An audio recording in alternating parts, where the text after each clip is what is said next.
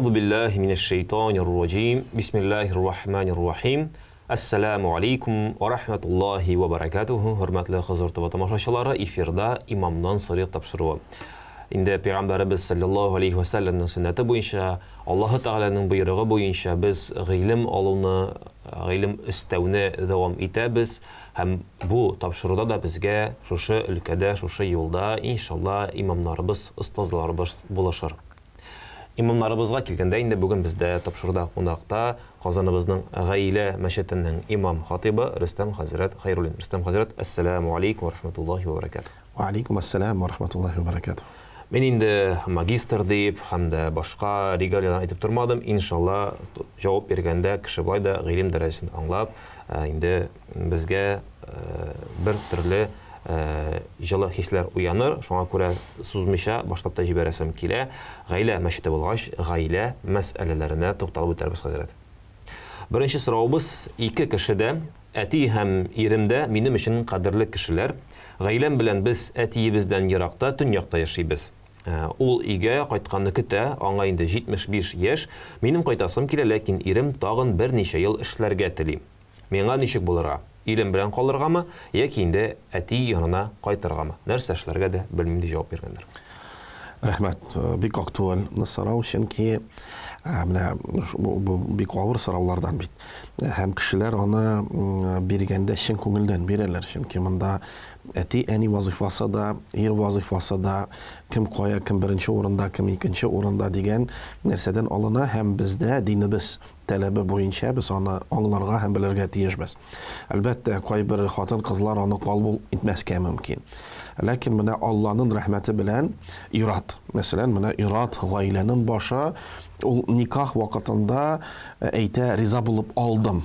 Һәм кыз баланы үзенә хатынлыкка ала. Һәм кыз ирнең гаиләсенә күчә. Шунда шушы никахтан сон ир өчен, ират өчен, гаиләнең башы өчен шушы хатын беренче урында булмый.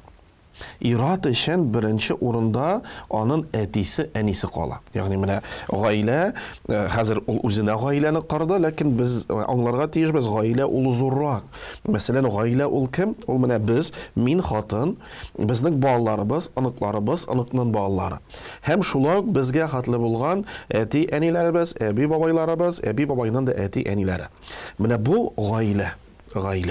Шунда шушы гаиләгә алар хәзер киленне алалар. Килен бу гаиләгә килә, һәм бу гаиләгә килгәч тә ират өчен беренче урында барыбер әти әни кала.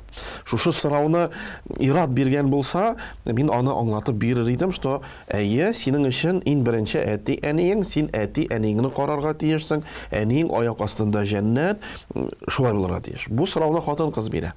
Үз әтисе турында әйтә, әйе, ул олы яшьтә, еракта, без аңлыйбыз, бәлки башка караучы да юктыр, бәлки башка балалар бар, кемнәр якынрак тора.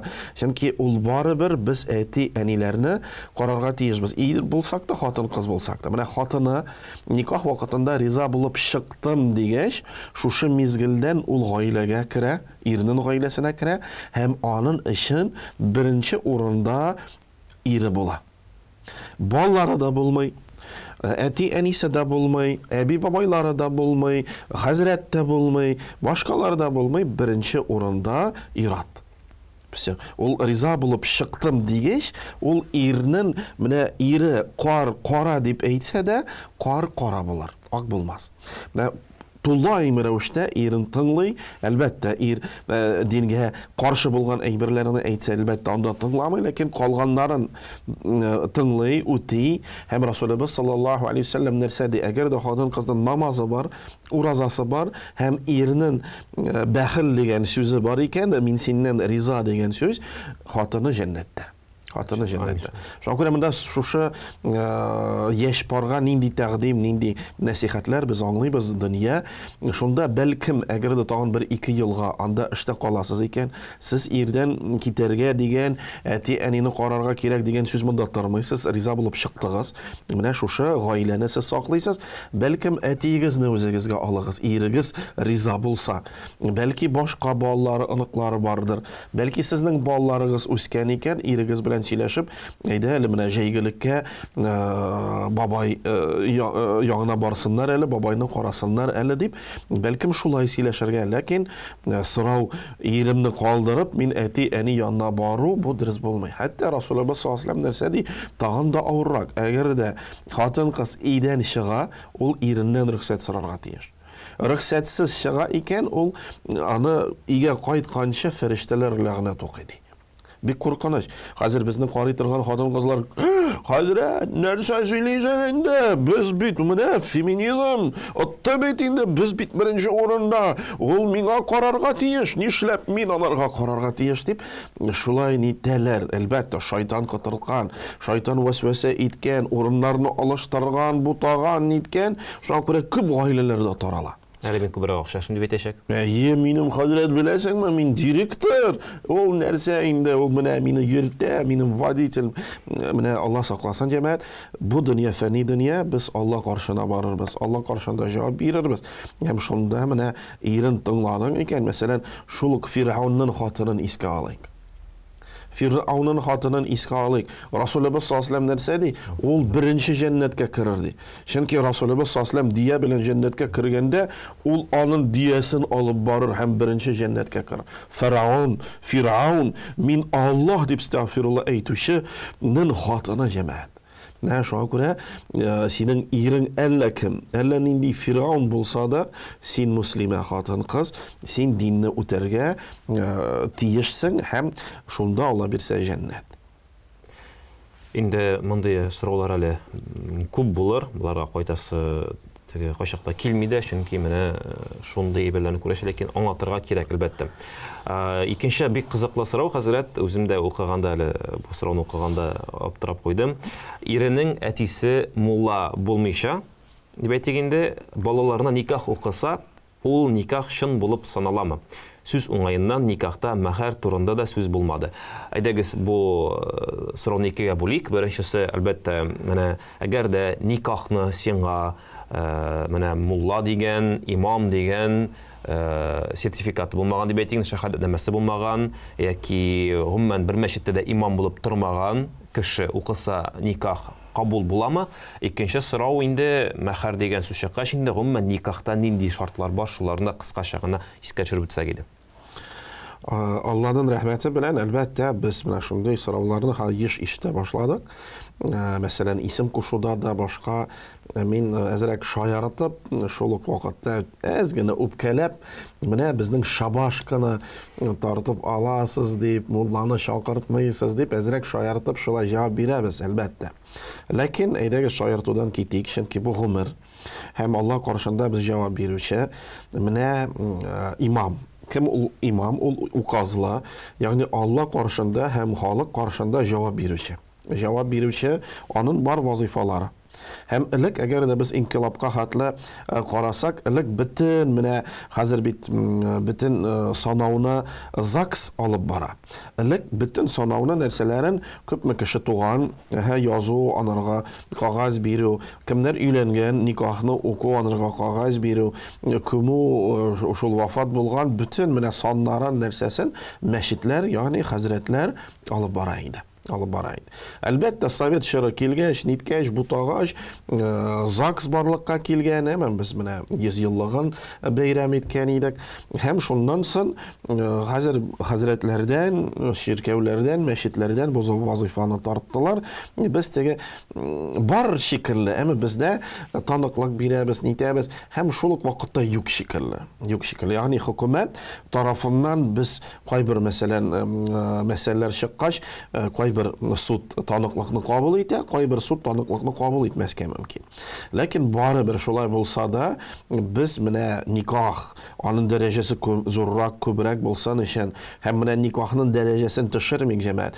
Кайдыр без күрәбез теге яшьләр машинага утырып, анда ике шәһид, син ризамы, мин риза, әйдә киттек дигән шикелле, менә ул никахның дәрәҗәсен төшерә. Без никахның дәрәҗәсен күтәрергә тиешбез.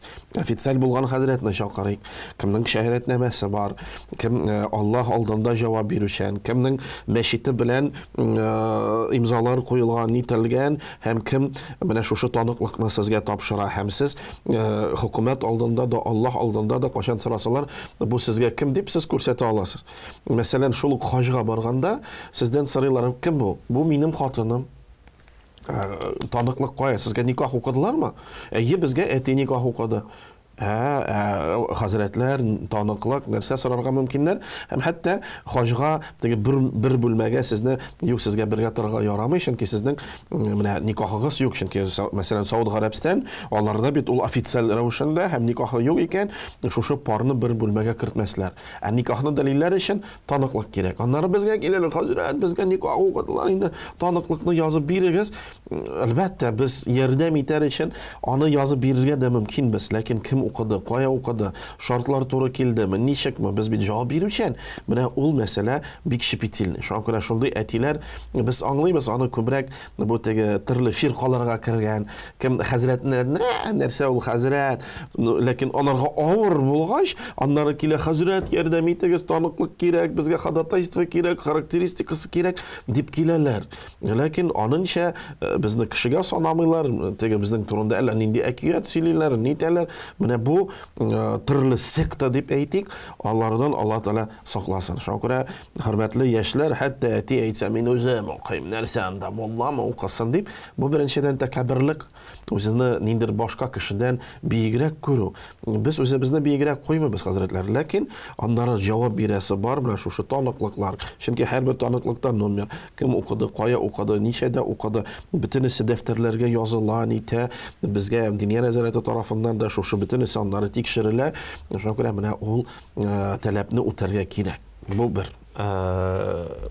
Шушы вакытта ук сорау, әгәр дә, мәсәлән, сезнең бик яхшы танышыгыз, мәдрәсә бетергән, һәм әйтә, хәзрәт, менә үземнең күз алмамны, үземнең кызымны үзем никахка бирәсем килә, син миңа рөхсәт бирәсеңме, шәһадәтнамә синнән алып, мин язырмын, син печатьне куярсың, дип рөхсәт сорап, бу әти мәсәлән никах укыса, әйе, ул имам түгел, ләкин шартларын белә, син аны беләсен, ул сине белә, һәм рөхсәт сорап никах укыса, бу очракта. Әйе, әлбәттә, алдан сөйләшенсә, нителсә, рөхсәт соралса, без әлбәттә таныклыкны бирәбез, нитәбез, анардан мәсьәлә тормас.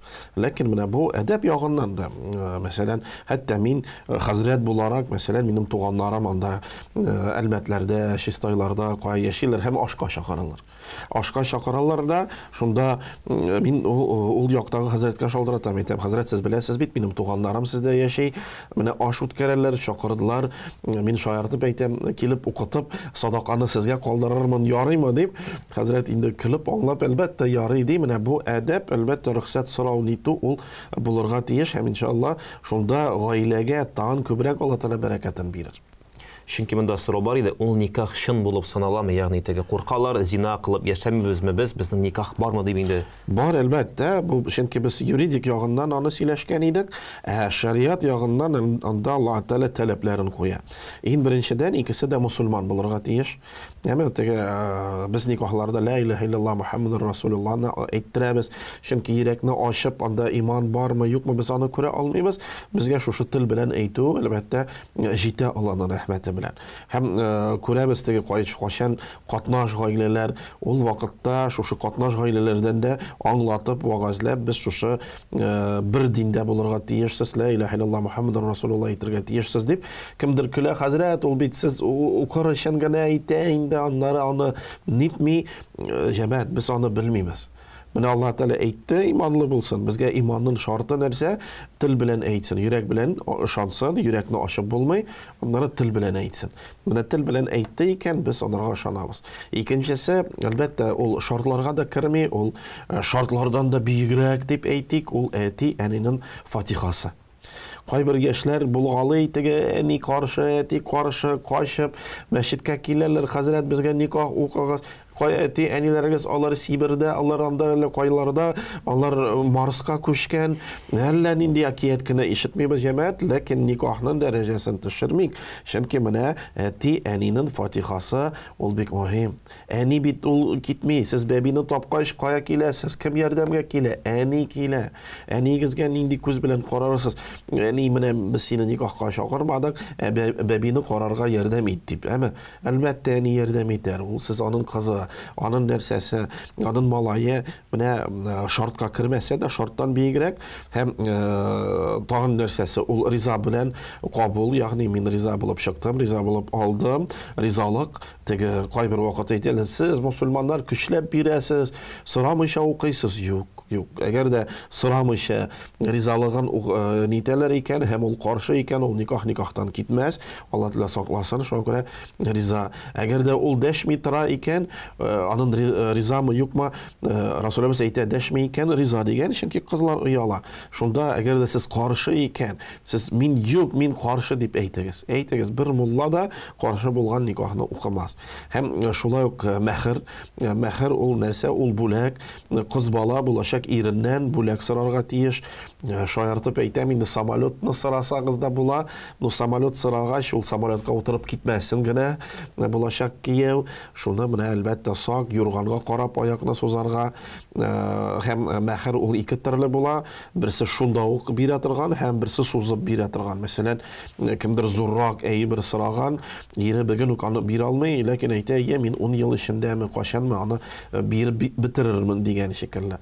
Һәм шунда ук ахыргы ул шәһидләр никах вакытында минималь дип әйтик, 2 ират булырга тиеш. Ират юк икән, бер ират урынына 2 хатын кыз. 2 хатын кыз, менә әлбәттә күбрәк булса, ул күпкә хәерлерәк, ул бәйрәм, ул гаилә кыру. Безнең халкыбыз әйтә бит, 3 туй бар, берсе туганда, икенчесе менә шушы никахта, һәм өченчесе кешене озатканда. Шуңа күрә җәмәгать без өчесендә дә катнашыйк, өчесендә дә нитик булышыйк. Шуннан да инде никах мәсьәләсенә кереп китсәк, иншаллах сезнең белән аерым бер җыелып никах темаларында карап үтәрбез, ләкин онытмагыз, безнең Хозур ТВ каналында гаилә дәресләре дигән инде Рөстәм хәзрәтнең программасы да бар. Уроки семьи һәм гаилә дәресләре. Әлбәттә, анда да инде структуралап бик күп мәсьәләләр карала. Сорауда бик тә борчыла торган бер урын бар. Никахта мәхәр турында сүз дә булмады дип килә. Бирелгәнме, бирелмәгәнме сүзе юк. Әгәр дә шушы санап киткән шартлар, менә санап киттеге шартларны, шушы шартларның берсе үтәлмәсә, мәсәлән, шартларга керде шаһидләр, шартларга керде мәхәр, шартларга керде икесенә мөселман булуы, шушы әйберләрне үтәлмәсә, менә мәхәр турында сүз булмады дип әйтелә. Үтәлмәсә, бу никах ничек үтәлә? Анда галимнәр арасында 2 төрле фикер бар. Берсе никах, менә икесендә дә никах хаклы. Никахны Алла Тәала иншаллах кабул иткән. Никах бар. Зина юк дип әйтик. Шунда 2 төрле юл бар. Беренчесе, хатыны шунда нинди тели мәхәрне, мәсәлән, мин телим анда балдак. Иренә әйтергә тиеш һәм ир аны вакыт алып үтәргә тиеш. Бәлкем икенчесе, ире шушы мәсәлән җирлектә ау әти, әниләр, әби, бабайларда таралган, шушы мисләйин дип әйтик, күпме мәхер бирелә иде. Мәсәлән, ул гаиләдә шушы мәхәрне алып тапшырырга тиеш. Шушы шартны үти, сынрак булса да ул үтәгән. Никах, Аллага шөкер, никах хаклы һәм бозык түгел. Тагын шундай сорау ишеткән бар, менә бу никах мәсьәләсендә иҗаб һәм кабул вакытында, әгәр дә кеше риза булып алам дип әйтсә, менә бу яки риза булып барам дип әйтсә, бу очракта каушап мәсәлән әйттеләр ди, кабул буламы? Мәсәлән, имам да ишетмичә калды, теге бардым, алдым түгел, барам, алам дип әйтте, һәм үзләре дә каушап шулай дип әйттеләр. Никах бу очракта бармы, юкмы?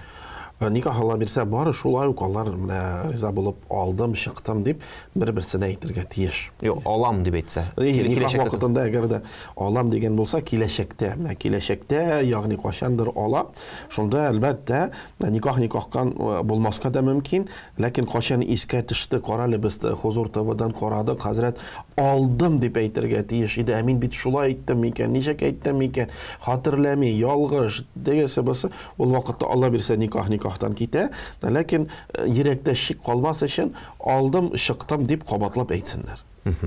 Һәм хәзрәтләргә әлбәттә без еш кына кеше инде нитә, без шунда инде әзрәк искә төшереп алдым, чыктым дип. Ул бигрәк тә, мәсәлән, имам кеше үзенең анда энекәшенә яки абыйсына укыса, андый очракларда күргәнем бар. Имам да елый, кияү үзе дә елый, инде ул вакытта кавышамыйча мөмкин түгел, ул вакытта әле ир кеше дә риза булып бардым дип әйтеп тә куя. Инде теге бар бит диясен тапканнан соң үзенең каушавыннан эй Раббым, мин синең Раббың, син минем кулым дип әйтсә дә, Раббым аны кичерер һәм аның да тәүбәсеннән теге шундый зур тәүбә. Монда да шундый кадәр хисләрдер иншалла. Хәзрәт, алга таба дәвам итсәк булыр иншалла. Йөрәгең әйтер сиңа булачак ярыңны дияргә яраталар. Ягъни шуннан да андый сүзләр бар, теге йөрәгеңне тыңла, сиңа булачак ярың турында йөрәгең әйтер дип кемдер әйтә. Диндә, ислам динендә гаилә кору мәсьәләсенә кагылышлы йөрәк әйтү дигән нәрсә бармы? Ничек сөйгән ярыңны ишетергә һәм табарга, яр табуга ярдәм итә торган дуга гыйбадәтләр бармы? Инде әгәр дә ялгыз безнең тамашачыларыбыз бар икән, әлбәттә тизрәк алар парлы булсын, бәлки сезнең җаваптан соң табылыр да. Алланың рәхмәте белән әлбәттә, хәтта менә йөрәк бу минем парым, минем ярым дисә дә, ул вакытта истихара намазын укысын. Алла Тәаләдән сорасын. Һәм Алла Тәалә күңелгә сала, әгә синеке микән, ул юк микән. Хатын кыз да ират та нәк шулай укысыннар.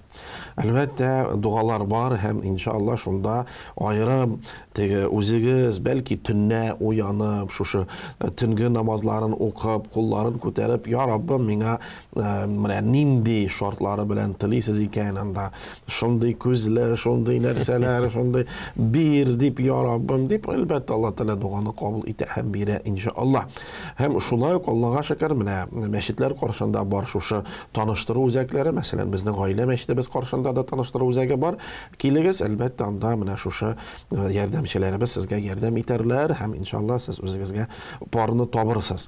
Менә элек без һәр вакыт ишетәбез, элек бит хәзрәт хәтта җигет кызны күрмәгән, кыз җигетне күрмәгән, бәхетле булып тора иделәр.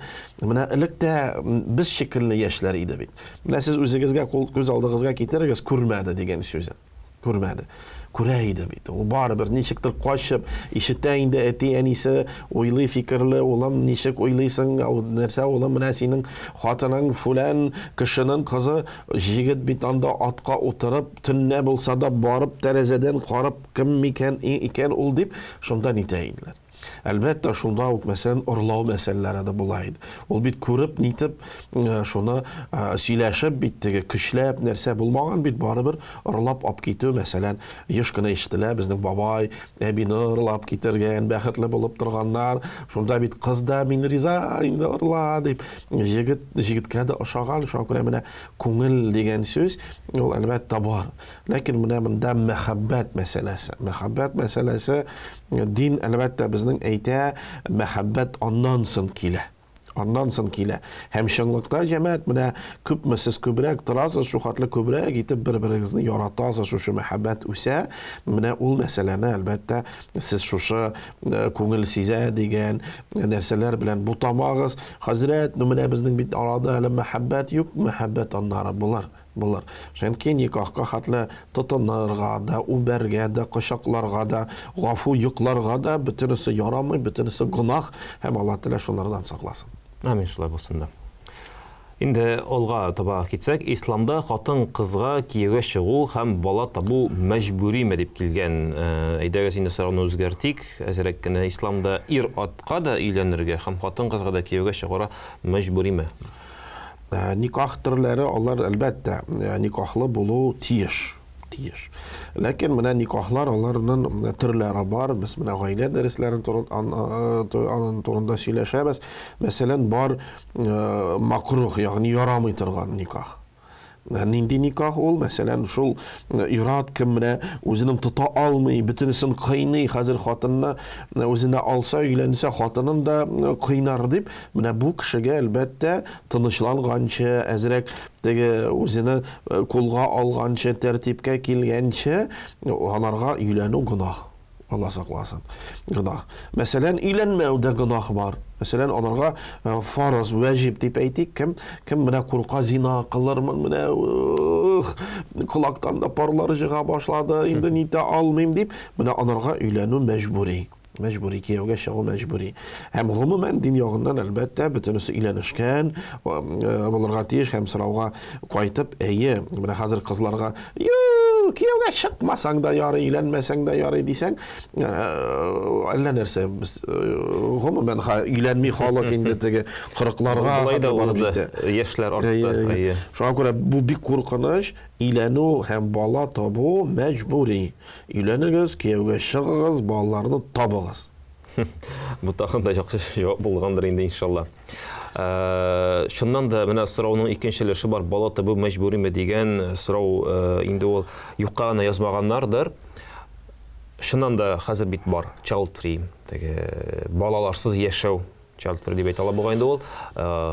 Без балаларсыз гына, без ир белән хатын булып кына ирекле булып яшибез. Бүтән вазифалардан без азат, бары тик үзебез өчен генә гомер буе. Яки анда бала тапсам фигурым үзгәрә, тагын нәрсә һәм дә әйтә, бала табып мәҗбүри түгел. Теге ул бит 40 фарызга керми, кешенең 40 фарызы бар. Арасында өйләнү дә фарыз түгел, арасында бала алып кайту да фарыз түгел. Шуңа күрә менә бу бүгенге көндә сез әйткән тенденция, ягъни кияүгә чыгу яше арту, өйләнү яше арту әле мөмкин түгел, әле эшем юк, әле тагын нәрсә. Һәм иннән соң 40-ка җиткәч инде хәзер үзең аңламассың. 40 яшына җиткәнбез икән дип калалар. Шуңа күрә киңәшләр, менә андый кеше кемнәр курка, алып кайтырга курка. Кемнәр курка өйләнергә яки кияүгә чыгарга, бәлки әле миңа иртәрәктер дип. Инде картайгач әймен хәзер инде карт дип анда. Аллаһның рәхмәте белән балаларга кайтканда, әлбәттә, Алла Тәала үзе Коръән китабында әйтә, һәм дә сезнең янына шайтан килә һәм ачлык белән куркыта.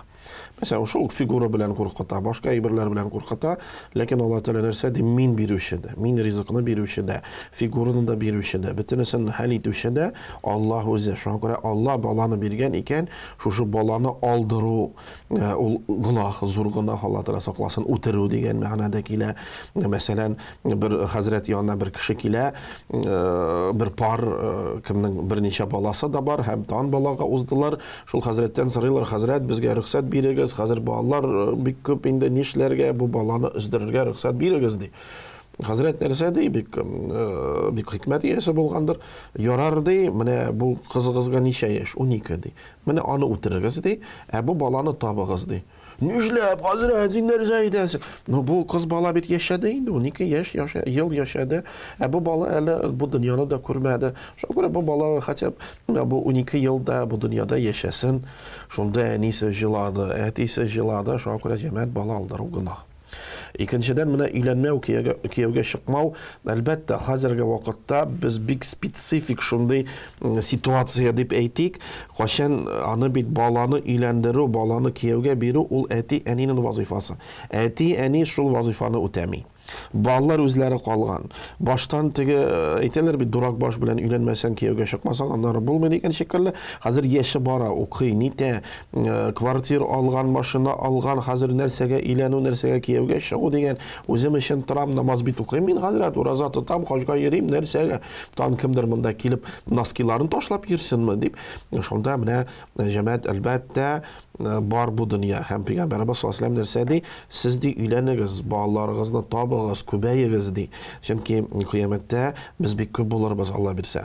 Менә бүгенге көн белән генә уйламый, картайгач безгә суны кем бирер, безне кем карар, нитәр, менә төрле сораулар булды бит анынча. Менә ул мәсьәлә әлбәттә, шуңа күрә гаиләне карагыз. Һәм шушында әзрәк реклам шикелле ясыйк. Менә үземдә 2 җигет бар, берсенә 33, берсенә 25, икесе дә намазда, ихлас, тәртипле нәрсәләр, пар эзлиләр, таба алмыйлар. Бәлкем менә безне караучы әти, әниләр бар, кемнәрне кызны кая нитик микән дип, әйдәгез аларны таныштырыйк, нитик, хәтта бездән шушы 2 бәхетле гаилә карыйк. Менә Алла Тәала иншалла ярдәмен бирсен, бәрәкәтен бирсен. Инде шуннан да Раббыбыз Аллаһ һәрберебезгә дә парлы булып яшәргә насыйп булсын. Инде хәзрәт алдагы сорау, менә Хажыга да барам дип әйттегез бит әле теге, мин хажыга да барам, эшем дә бар, дип сорау да шундый. Ирем мине үзе белән хажыга алмый дип яза менә берәү. Ул бу адымын балаларның әле кичкенә булу белән аңлата. Алар үсеп җиткәндә мин булмаска да мөмкинмен бит. Туганнарыбыз арасында балаларыбызны калдырыр өчен кешеләр дә бар, әни дә, кайнана да, туганнарыбыз да балаларыбызны карарга әзер. Ирем бу очракта дөрес эшлиме дип сорау биргәннәр. Subhanallah, бик матур сорау, Аллаһ разый булсын. Шулай борчыла торган ханымга инде Алла Тәала бәрәкәтен бирсен. Әлбәттә, монда матди мәсьәләсе дә булырга мөмкин. Чөнки ират бит акчам юк та дип теге әйтергә дә оялар. Менә балалар әле бәләкәйдә, әйдә сынрак барырсың, нитәрсең. Ләкин шунда ук менә Расулыбыз әйтә, иннамал аъмалу бинният, һәр бер нәрсә нияттән тора. Иң беренчедән, хөрмәтле ират, әгәр дә шундый сәбәпләр икән, теге акча җитмиме, нәрсә Алла Тәаләдән сорагыз. Алла Тәала ярдәм итәр, булышыр. Хәтта көтмәгән җирләрдән дә бирер. Шунда ук, хөрмәтле ханым, әгәр дә шәң балалар бәләкәй, теге барга, хәзрәт аның барга мөмкинлеге бар, акчасы җитәрлек, нитә, ул вакытта бәлки тәкъдим итегез, әйдә балалар белән бергә барыйк. Әйдә балалар да күрсеннәр, бәләкәй булсалар да безнең белән бер бүлмәдә торырлар, нитәрләр, ул юлы да бар. Мәсәлән, шул ук әти әниләр белән сөйләшеп, әти әни үз улларына әйтсеннәр, улым, борчылма, без балаларны карарбыз. Әйдә әле хатының белән барып кайтыгыз, без дугада булырбыз, иншалла нитәрбез.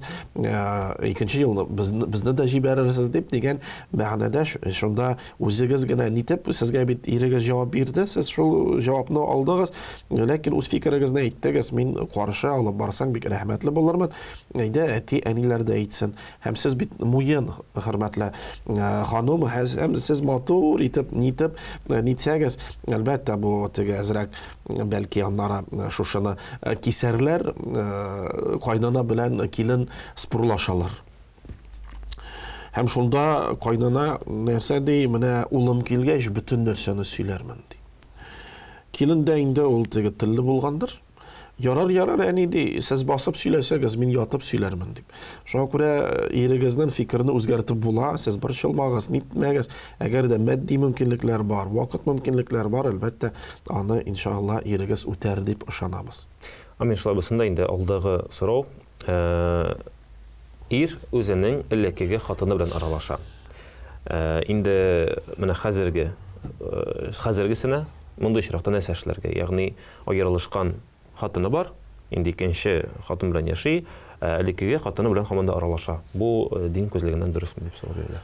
Аралашу төрлечә бар, мәсәлән, аралашу, халал аралашу бар. Без теге никахлары бозылган дигән очракта, чөнки динебездә бит без аңлыйбыз һәм беләбез, теге 2, 3, 4 хатынлык да рөхсәт ителгән Аллаһның рәхмәте белән никах тарафыннан. Ләкин әгәр дә никахлар өзелгән икән, шушы аралашу шариат таләпләрендә булырга тиеш. Ягъни үзләре генә бер бүлмәдә калмаска тиеш. Мәсәлән, аларның балалары бар, алар аралашырга бәлки мәҗбүрдер. Бәлки балаларны мәктәптән алып иләренә илтә, нитә, бәлки шунда балалар әзрәк үскән икән, әйдә яратканым, менә балаларың үсте бит инде, анда әтисез үсәләр, әйдә үзебезгә алыйк, менә синең янында үссеннәр, мин әни булмасам да мин аларны карармын дип, бәлки шундый тәкъдим итәрсез. Ләкин әгәр дә аралашу харам аралашу икән, никахсыз бергә калу, нитү, ул вакытта әлбәттә ул гынах һәм аны сөйләшергә кирәк. Алла Тәала безгә тел биргән бит, теге ашуланып, акырып, теге менә шунда утырып яратканым, менә мин аңлыйм, син нитәсең, йөрисең, аралашасың, ләкин миңа менә бу әйберләр ошамый, рәхим итеп, әйе, балаларны кара, нит, ләкин менә шариаттан, диннән чыкмыйча, гынахка батмыйча, рәхим итеп, миңа хәбәр бир, мин дә тыныч булырмын, син миңа әйтмәгән шайтан вәсвәсә итә, менә шулай сөйләшәгез, аралашагыз, чөнки Алла Тәала безгә тел биргән, һәм безнең арада Wi-Fi юк, ул бәлки хәтта сез борчыласыз дигәнне аңламый да, күрми дә. Без ирләр, безгә топ-туры әйтергә кирәк. Менә шулай һәм шулай. Һәм шулай дигәнне ишеткәннәрдер инде безнең бөтен ирләребез һәм хатыннарыбыз, ирләрегезгә дә шулай дип кенә әйтә аласыз, иншалла.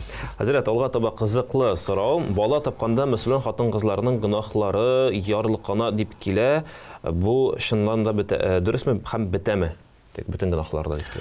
Расулullah sallallahu aleyhi ve sellem hadis şeriflerinde әйтә, менә шушы баланы тапканда беренче авырлык белән ди Аллаһ Тәала шушы хатынның гынахларын гафу итә иншаллах. Әлбәттә без аңларга тиешбез, бар гынахлар кайсылар тәүбә белән генә гафу ителә. Шунда әлбәттә я Раббым гафу кыл. Бар гынахлар кайсылар тәүбә генә җитми, анын мәсәлән без кешедән урладык, алдык, кире бирмәдек.